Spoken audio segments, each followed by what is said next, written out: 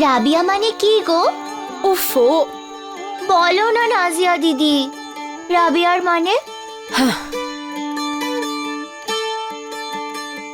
একটা কালো অন্ধকার রাতের পর যে সকাল হয় তাকে বলে রাবিয়া। আমি রাবিয়ার গল্প শুনতে চাই। হায় আল্লাহ, আবার? কালই তো শোনালাম। আবার শুনতে চাই, বলো না।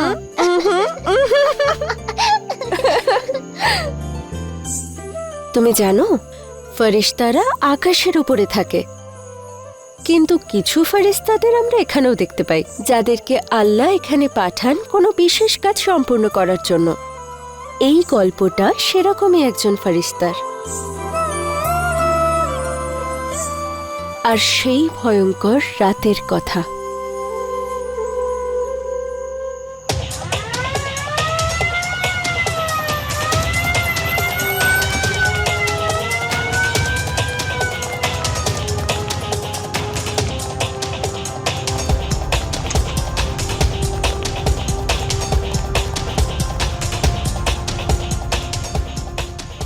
সাহেব,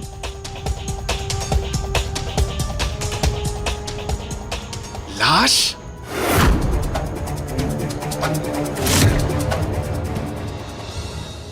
সাইদা,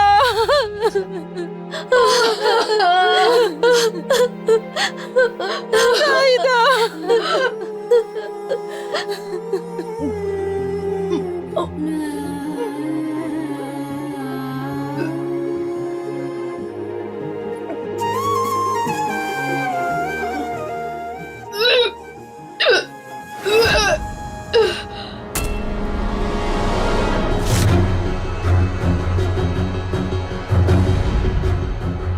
কেন এরকম মনে হলো যে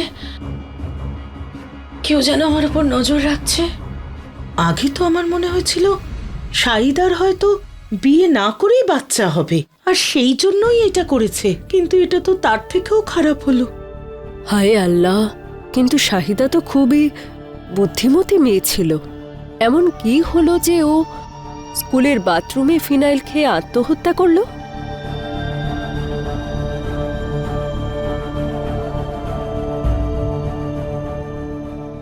শাহিদার মাথা থেকে হিজাব খুলে নেওয়ার জন্য 16 বছরের শাহিদার মৃত্যু হলো। সত্যি এর পেছনে কি কারণ আছে? আসুন শোনা যাক প্রিন্সিপালের মুখ থেকে। দেখুন, এই ব্যাপারে আমি সত্যিই দুঃখিত, তবে একটা ব্যাপার আপনাদের জানিয়ে রাখি যে শাহিদার উপর কোনো রকম জোর জুলুম করা হয়নি। ও আমাদের স্কুলের ছাত্রী ছিল, ওর ধর্ম সম্পর্কে আমরা জানি। আজকাল স্কুল কলেজে হিজাব পরে আসা নিয়ে সমাজ মাধ্যম উত্তাল থাকে। সেদিন শিক্ষা বিভাগ থেকে আমাদের স্কুলে কিছু জনের এনকোয়ারির জন্য আসার কথা ছিল, তাই আমাদের স্কুলের তরফ থেকে সাইদাকে বলা হয়েছিল যাতে ও কিছুক্ষণের জন্য হিজাব খুলে রাখে। মাসি, খবরটা শুনেছো তুমি? একটা বাচ্চার হিজাব খুলে নিয়েছে বলে সে এত লজ্জা পেয়ে গেছে যে কোন মুখে বাড়িতে আসবে এটা ভেবে ভেবে সে আত্মহত্যা করে ফেলেছে। বসে বসে খাবার খাওয়া আর উল্টোপাল্টা কথা বলা, এছাড়া কি তোমার কোনো কাজ নেই? আর এই সমস্ত নিউজ দেখা বন্ধ করো। 3 দিন ধরে একই নাম শুনে যাচ্ছি আমি, শাহিদা শাহিদা শাহিদা। ওর জন্যই ফারিস্তা 3 দিন ধরে অসুস্থ।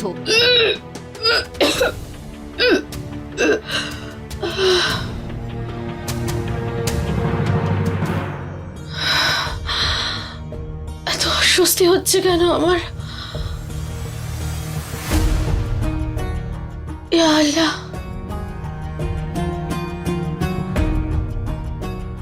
কোনোভাবে আমার বাচ্চাটার কিছু হবে না, আমি কিচ্ছু হতে দেব না। ফারিস্তা বেগম, বমি করা হয়ে গেলে এবার ঘরে ঢুকুন, নাকি আপনার জন্য বিশেষ ব্যবস্থা করতে হবে?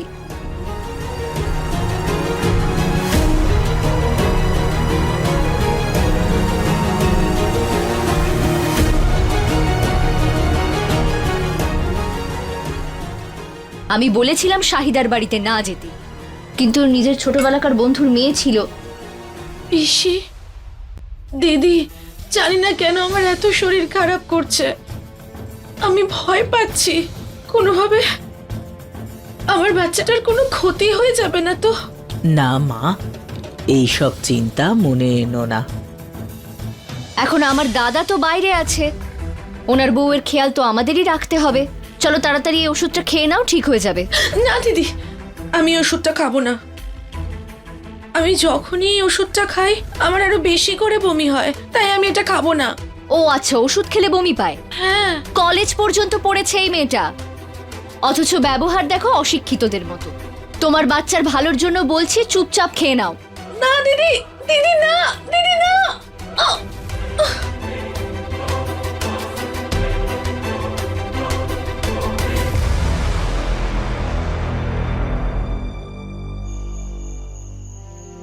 তুমি এটা কিসব কথাবার্তা বলছো? দিদি আমাদের বাচ্চাকে কেন মারতে চাইবে? আমি জানি না গো, আমি কিচ্ছু জানি না। এমন এমন কি ব্যাপার আছে যার জন্য ওরা আমাকে আর আমার বাচ্চাটাকে সব সময় অপছন্দ করে। মানে জানি না এমন কি ওষুধ আছে যেটা ওরা আমাকে খাওয়ায় যে আমার পেটের ব্যথা কমতেই চায় না। খুব ব্যথা করে আমার। আমি যা কিছু খাই সঙ্গে সঙ্গে বমি হয়ে যায় আমার। জানো তুমি, আজ সকালে যখন আমি স্নান করার জন্য বাথরুমে গিয়েছিলাম, জানো কি হয়েছিল?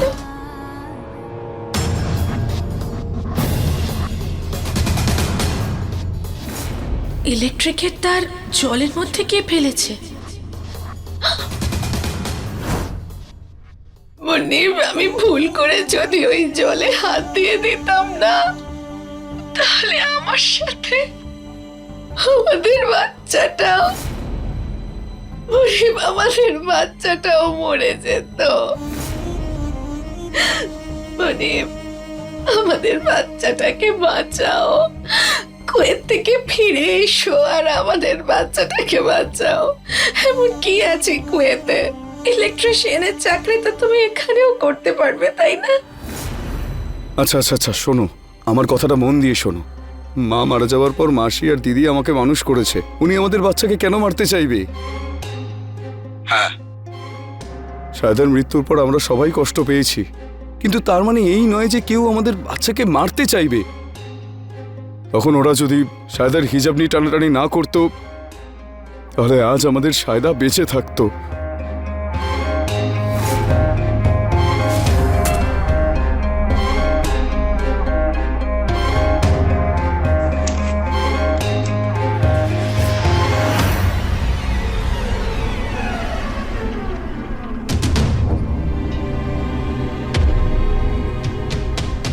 মনিব, আমি কিছু জানি না।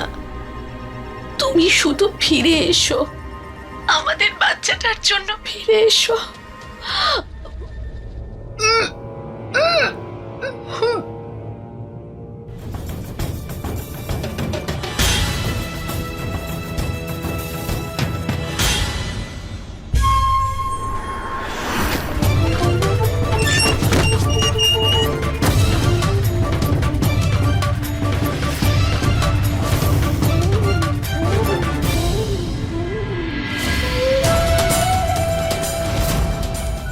এই বাড়ির সবাই মিলে আমার বাচ্চাটাকে মেরে ফেলবে।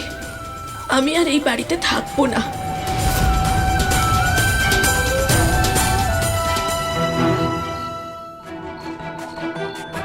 আমি পুলিশকে সব বলবো যে আমার বাড়ির লোক আমার বাচ্চাটাকে মেরে ফেলতে চায়।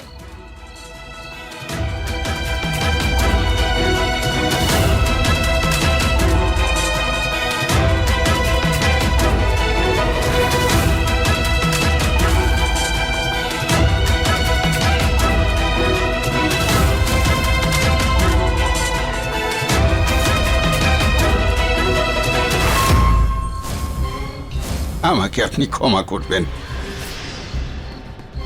আরে মা, তুমি তো ফেরেশতা, মুনিমের স্ত্রী। আরে এত রাতে তুমি এখানে কি করছো? মৌলভী সাহেব, আমাকে একটু আশ্রয় দিন। আমার বাড়ির লোক আমার বাচ্চাটাকে মেরে ফেলবে। নিশ্চিন্ত থাকো, আল্লাহ রক্ষা করবেন। চলো চলো, তুমি আমার সাথে।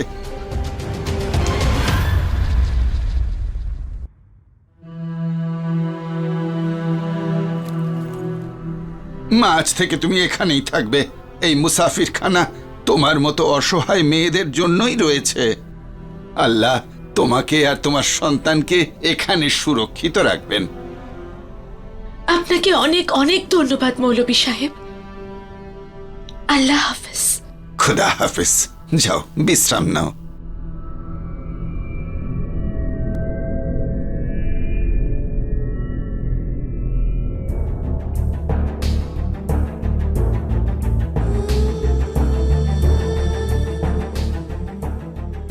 ইয়া আল্লাহ, তোমায় অনেক অনেক ধন্যবাদ।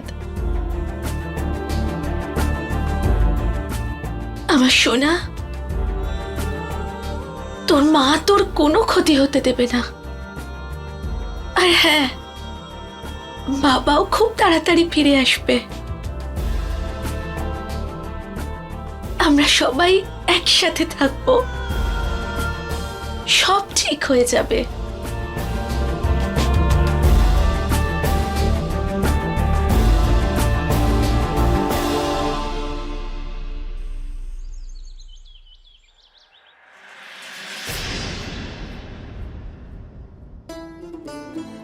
মুনিব,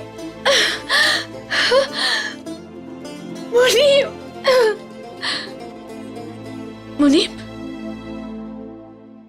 তুমি কুয়েত থেকে কখন বেরোতে এলে? জান, তুমি ডাকলে আর আমি চলে এলাম।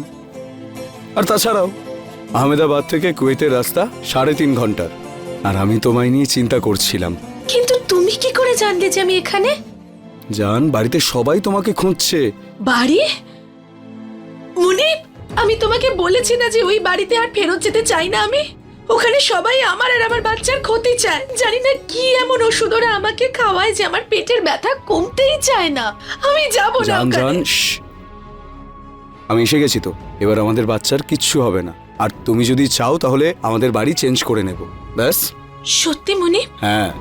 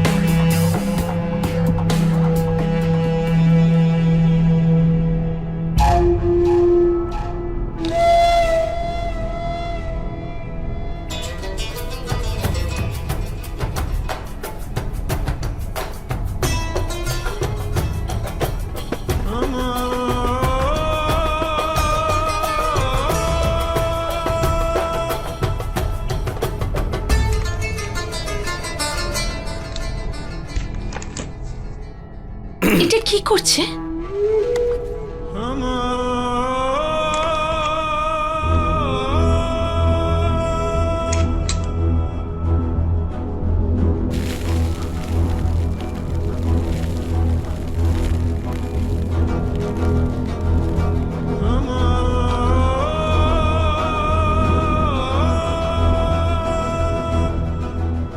মা, তোর আর তোর বাচ্চার এই অবস্থা কারো কুনজর লেগেছে বলেই হয়েছে।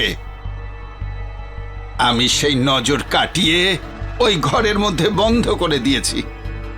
খবরদার, ওই ঘরের মধ্যে কেউ যেন না ঢোকে। ওই দরজা সর্বদা যেন বন্ধ থাকে, না হলে তুই আর তোর সন্তান আবার প্রাণ সংকটে পড়তে পারিস।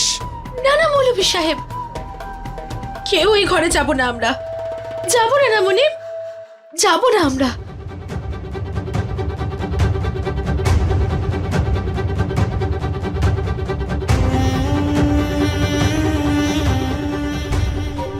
এবার আমি তবে যাই। আমি ওনাকে ছেড়ে আসছি।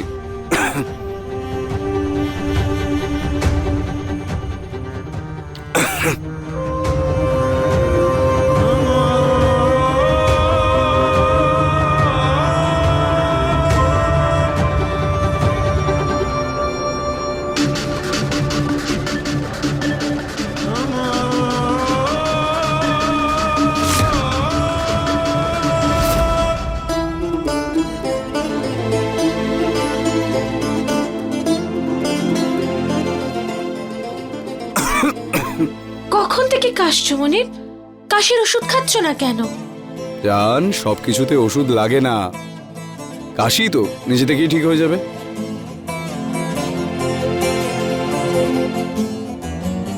এবার ভালো লাগছে? একদম। তোমার কাছে এলে ভীষণ শান্তি পাই আমি। আচ্ছা জান, একটা কথা বলি, যে আমাদের যদি ছেলে হয় তাহলে কি নাম রাখবো? নূর মোহাম্মদ। খুব ভালো। আর যদি মেয়ে হয় না, আমি নাম ভেবে রেখেছি, সায়দা। কি? কেন? কেন আবার কি, আমাদের সন্তানের নাম সায়দাই হবে। আর আমি তো বলি সবাই নিজের মেয়েদের নাম সায়দাই রাখুক, যাতে ওই সন্তান নিজের ধর্ম আর বাবা মায়ের নাম মাথা উঁচু করে বলতে পারে। এই নামের মধ্যে এইসব কথাবার্তা কেন আসছে মনিব? ওই মেয়েটা নিজেই নিজের প্রাণ নিয়েছে, তুমি এইসব কথা কেন বলছো মনিব? কিন্তু জান, শুধু এটা তো ভাবো যে কিসের জন্য? নিজের হিজাবের নাম মান সম্মান ধরে রাখার জন্য, নিজের ধর্মকে পবিত্র রাখার জন্য। মনিব, সাইদা নিজেই নিজের প্রাণ নিয়েছে, ও ভুল পদক্ষেপ নিয়েছে। ওকে তুমি আত্মত্যাগ কি করে বলতে পারো? খোদা না করুক কাল যদি অন্য কোনো মেয়ে এমন পদক্ষেপ নেয়, তাকেও কি আমরা আত্মত্যাগ বলবো নাকি? তুমি কেন এইসব বলছো? তুমি শান্ত হও। সায়দার নাম শুনেই তো তোমার মাথা খারাপ হয়ে গেল। কিন্তু মনিব তুমি... ব্যাস, এবার তুমি একটু বিশ্রাম নাও। চলো নাও, ঘুমিয়ে পড়ো।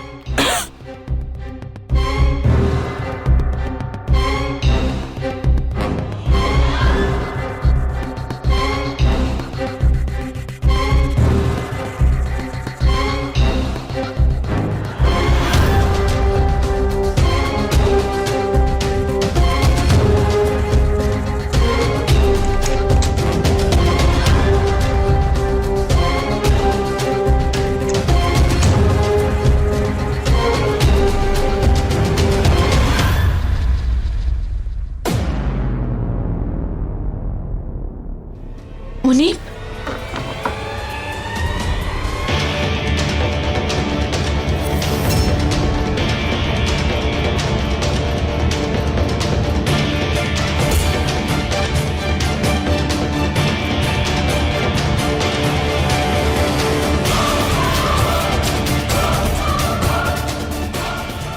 মনিব,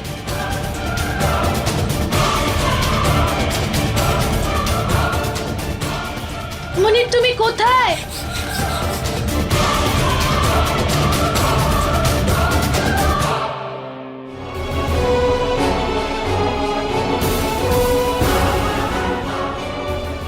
মনিব কোথায় যে গেল?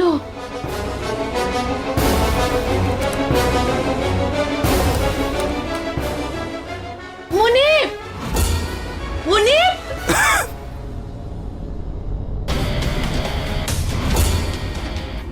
মনিব,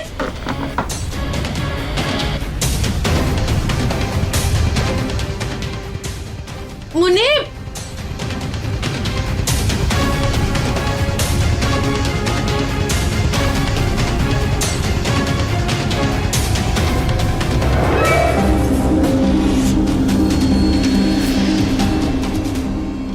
মনিব, মনিব, ভেতরে কেউ আছো? মনিব, তার পায়ের ছাপ। বাথরুমে দেখতে হবে। মনিব, তুমি কি বাথরুমে আছো নাকি?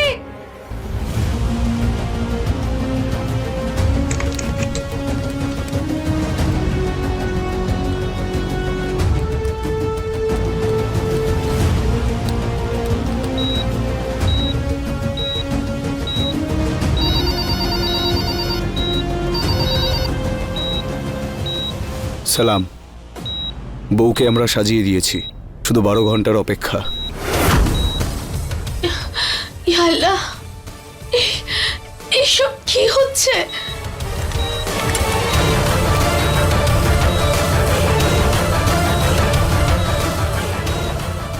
মুনির, মুনির,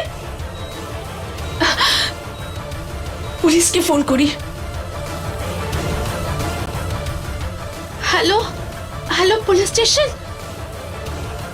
শোনো না, আমার স্বামী না হঠাৎ বাড়ি থেকে। জান, তুমি কাকে ফোন করছো? আমি তো এখানেই ছিলাম। কোথায় চলে গিয়েছিলে তুমি? আমি তোমাকে কখন থেকে খুঁজছি। ওই ওই দেখো, চৌকাঠ থেকে কেউ রেখাটা মুছে দিয়েছে। মুনির, মুনির, আমার মনে হচ্ছে কেউ নিশ্চয়ই ভেতরে গেছে, কিছু নিশ্চয়ই হয়েছে। জান, এসব ছাড়ো না। আর তোমার হঠাৎ করে এই মাঝরাতে কি হলো? আমি তো বলেছিলাম তোমায় তোমার বিশ্রাম নেওয়া উচিত। যাই। আগে তুমি আমাকে এটা বলো, তুমি কোথায় গিয়েছিলে? জান, আমি বাথরুমে ছিলাম। তুমি খামোখাই চিন্তা করছো। না, আগে তুমি আমার কাছে প্রতিজ্ঞা করো, করো প্রতিজ্ঞা। জান, আমি তোমায় কথা দিচ্ছি, আমি তোমায় কিচ্ছু হতে দেব না। আমাদের বাচ্চাটার কোনো ক্ষতি হবে না তো? জান, আমি আছি তো। আমাদের বাচ্চার তোমাকে আমি কিচ্ছু হতে দেব না, আমি তোমায় কথা দিচ্ছি। যাই। তুমি খামোখাই ভয় পাও। আমি তোমায় কতবার বলেছি তোমার বিশ্রাম নেওয়া উচিত।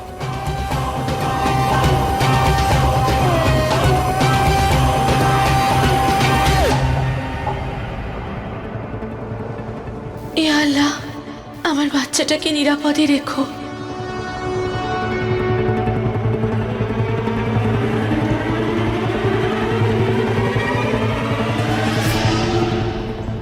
তুমি কি জানো, আজকে খুব ভালো একটা দিন। আজকে আমায় 3টে জায়গায় ইলেকট্রিশিয়ানের কাজে যেতে হবে। তাহলে চলো, তুমি খাবারটা খেয়ে নাও, আমি এগোই। দাঁড়াও মুনির,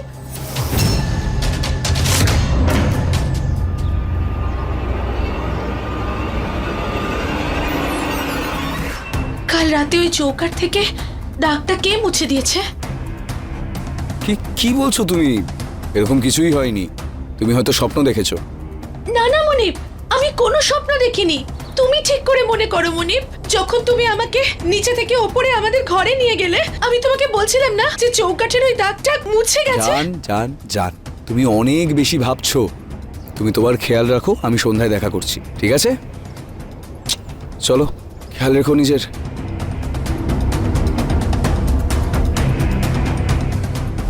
আগে তুমি আমাকে এটা বলো যে তুমি কোথায় গিয়েছিলে? জান, আমি বাথরুমে ছিলাম। তুমি খামোখাই ভয় পাও।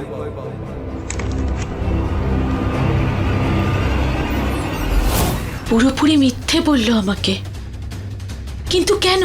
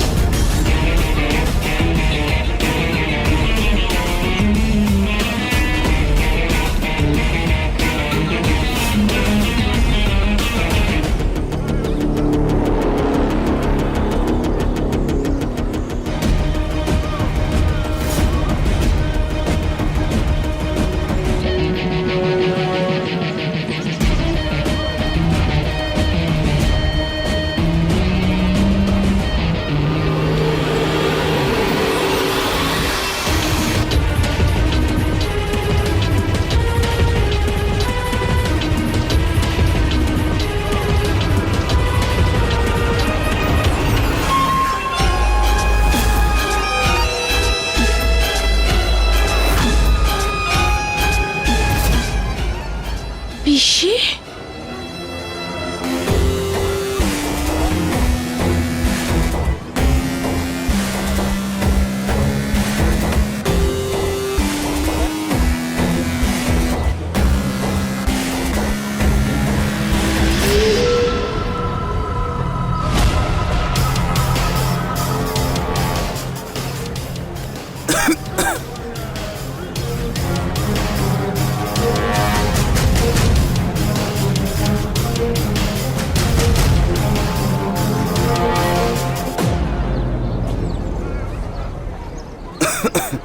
মাসি, তুমি অকারণেই চিন্তা করছো। আমার কাশি ঠিক হয়ে যাবে, আর তুমি তো এই ওষুধটা দিয়েইছো, আমিও খেয়ে নেব। কিন্তু আমার লড়াইয়ের সামনে কোনো কিছু আসতে দেব না। খোদা তোর এই লড়াইকে সফল করুক বাবা। আমি তোমায় মন প্রাণ দিয়ে ধন্যবাদ জানাতে চাই মাসি। শুধুমাত্র তোমার সাহায্যেই আমরা দুজনে মিলে ওকে ভয় দেখাতে পেরেছি যে আমাদের বাচ্চাকে এই বাড়িতে কেউ মারতে চায়।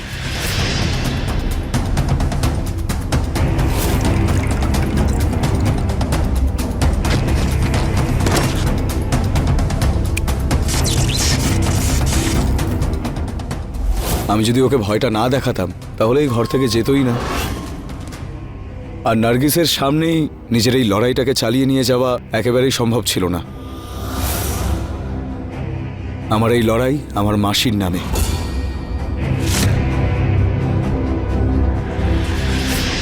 সম্মানের জন্য সমস্ত লড়াই আল্লাহর জন্য হওয়া উচিত। সবকিছু রেডি আছে তো? হ্যাঁ মাসি।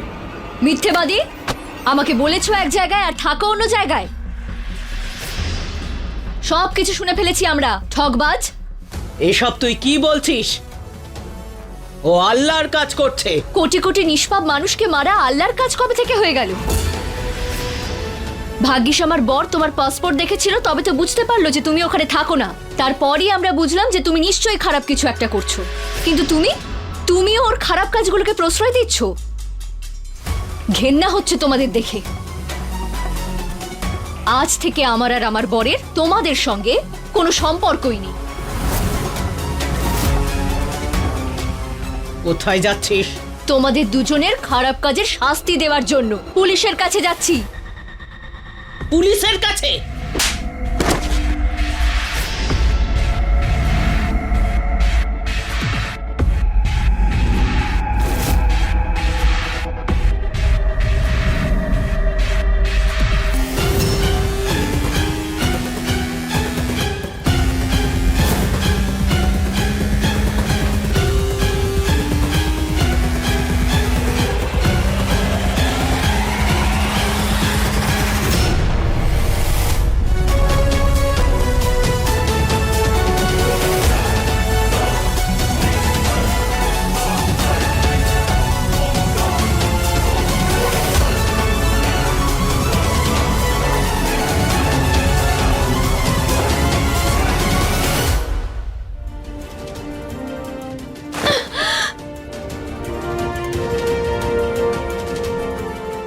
লাইনটা তো মুছে গিয়েছিল। কে ছুড়লো?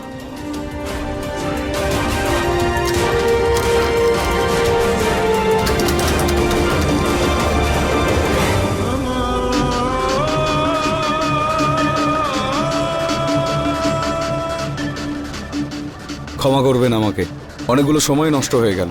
শেষবার আমাদের উদ্দেশ্যগুলো বলে দিই।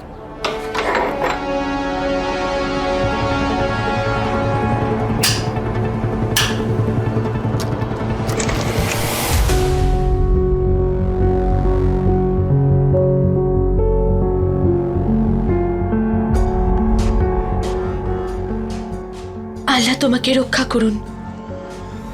বিসমিল্লাহির রহমানির রহিম।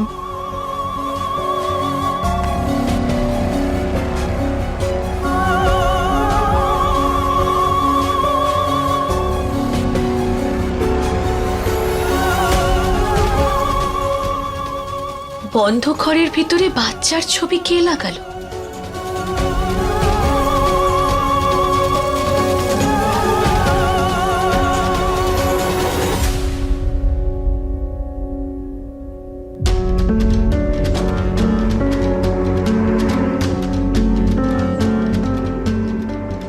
ঠিক 2 ঘন্টা পরে, দুপুর 1টার সময়। সব প্রস্তুতি নেওয়া হয়েছে তো? হ্যাঁ ঠিক আছে।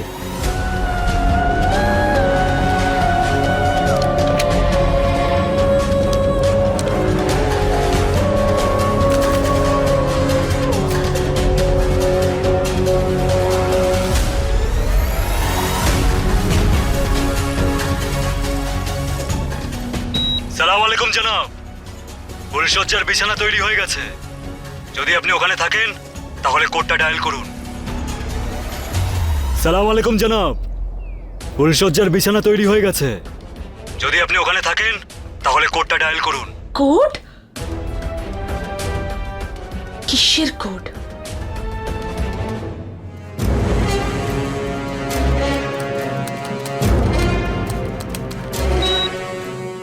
ভুল কোড?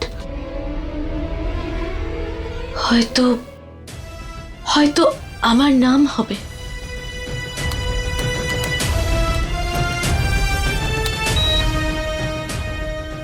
আবার ভুল?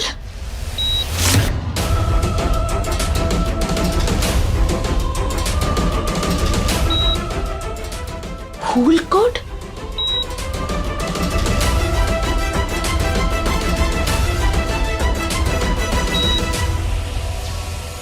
আবার ভুল?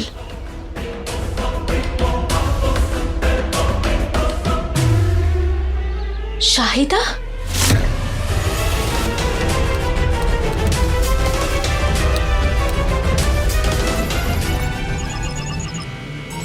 ওই স্কুলে আমরা বোম পৌঁছে দিয়েছি।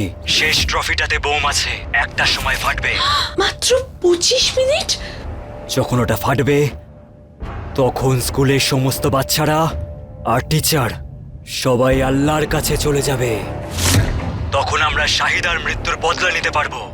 শাহিদা স্বর্গ লাভ করবে। ইয়া আল্লাহ, মুনিব,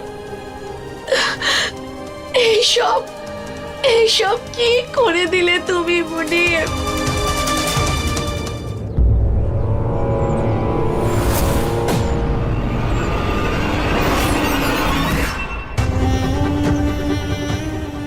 আরে দিন না, এটাও রেখে দিচ্ছি। শোনো, ইয়েস।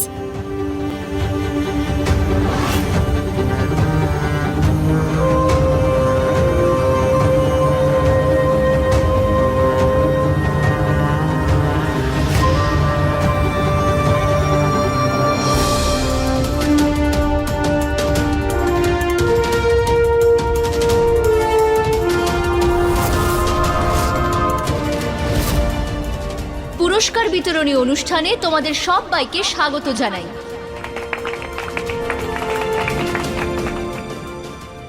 আর এক পাও এগোবে না তুমি। আর তোমার জন্য ভালো এটাই হবে যে তুমি এসবের থেকে দূরে থাকো। কেন মুনিব? কেন কেন করেছো এরকম? শাহিদা শহীদ হবার জন্য তুমি উগ্রপন্থী হয়ে গেলে? না, সন্ত্রাসবাদী নই। আর জান, তুমি এইসবের মধ্যে কেন পড়ছো?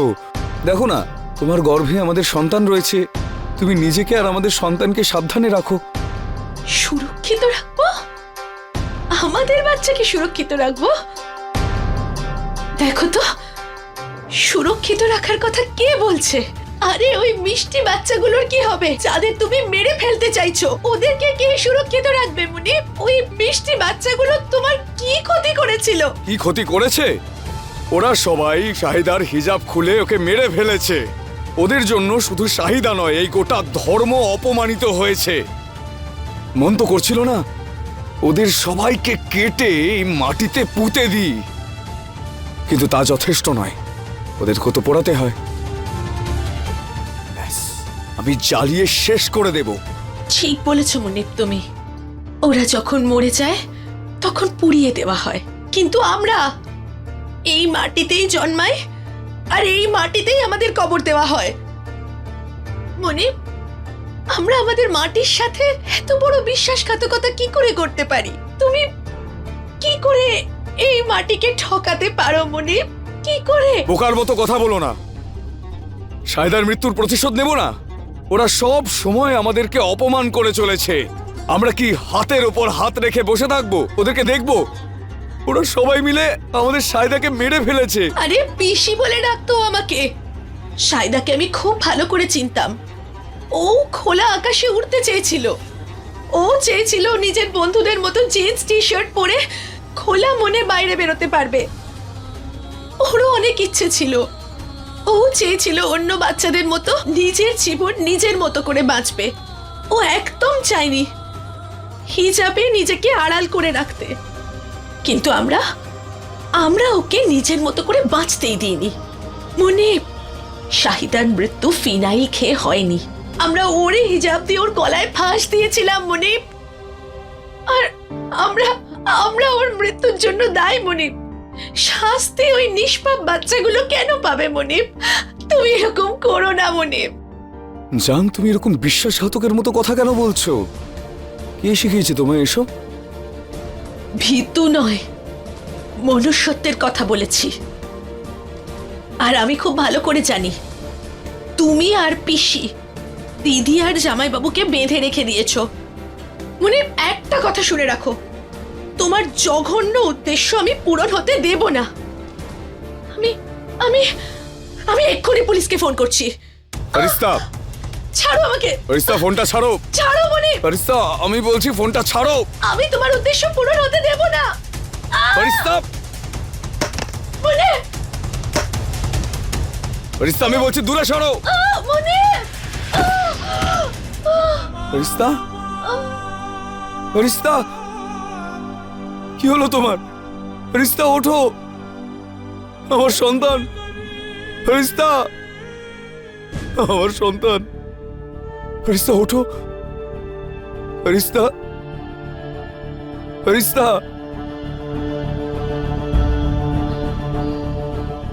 সাহেব, সাহেব, আমি আমার স্ত্রী আর আমার সন্তানকে মেরে ফেলেছি। কি? জানাবো, আমাদের সব প্ল্যানও জেনে ফেলেছিল। আমি ওদেরকে মেরে ফেলেছি, কিন্তু কিন্তু আমি ওদেরকে মরতে দেবো না। আমি ওদেরকে ডাক্তারের কাছে নিয়ে যাব। ফারিস্তা, মূর্খ, পালা ওখান থেকে। ধর্মের রাস্তায় যে এসে দাঁড়ায় সে আমাদের শত্রু। বল, তুই জিহাদি তো? বল না, তুই জিহাদি তো?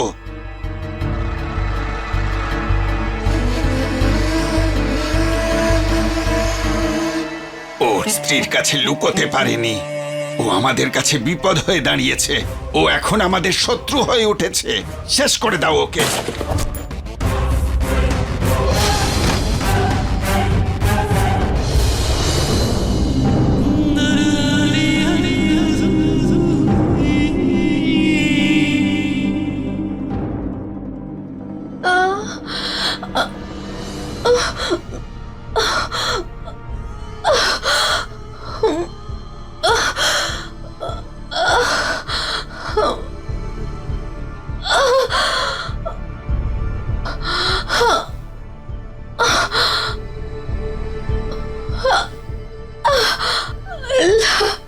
ফোনটাও ভেঙে গেছে।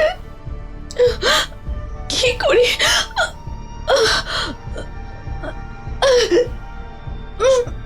ইয়া আল্লাহ, আমাকে সাহায্য করো।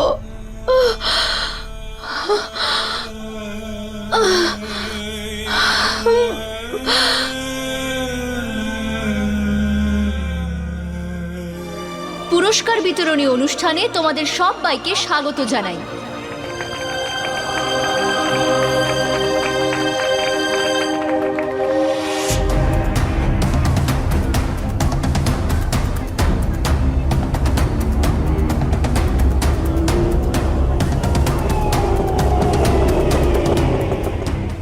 আরে দিদি, এ কি অবস্থা আপনার? আপনি তো মনে হচ্ছে গর্ভবতী। চলুন আপনাকে হাসপাতালে নিয়ে যাই। আসুন।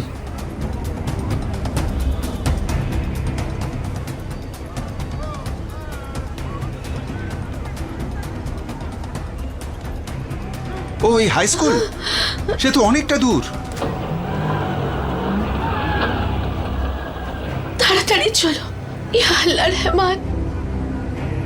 सुहाग Niwani first in drawing competition.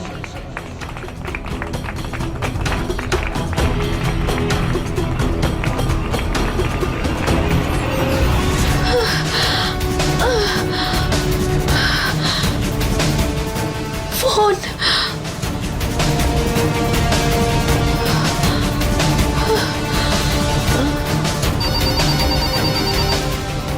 Hello. Bomb bomb. School bomb. স্কুলে বোম? কোন স্কুল এটা?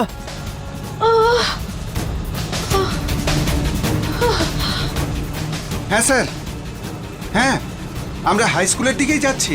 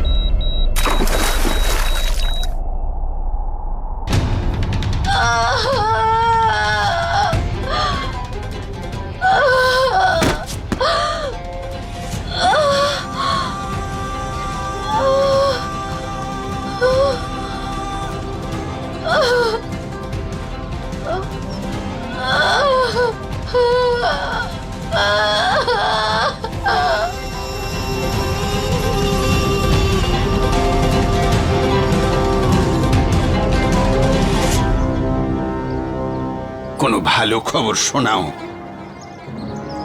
কি?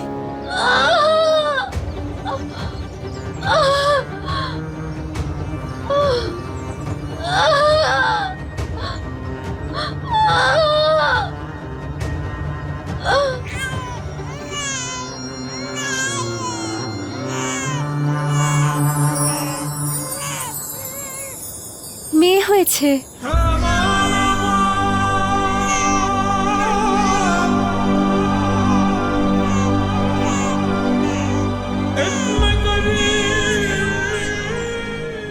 আমি মরে গেলে আমার একটা অন্য পরিচয় লিখো। আমার রক্ত দিয়ে আমার কপালে হিন্দুস্তান লিখে দিও।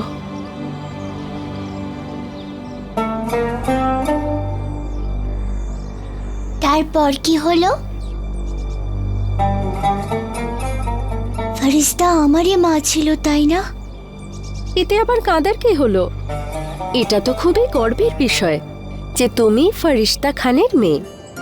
সন্ত্রাসবাদীদের ধরিয়ে দেওয়ার জন্য আর হাজার হাজার শিশুর প্রাণ বাঁচানোর জন্য ফরিশতা দিদিকে আমাদের দেশের সরকার বীরত্বের পুরস্কার দিয়েছেন। এটা কত গর্বের বিষয় বলো? আর মা আমার নাম রাবিয়া রেখেছিল, তাই না?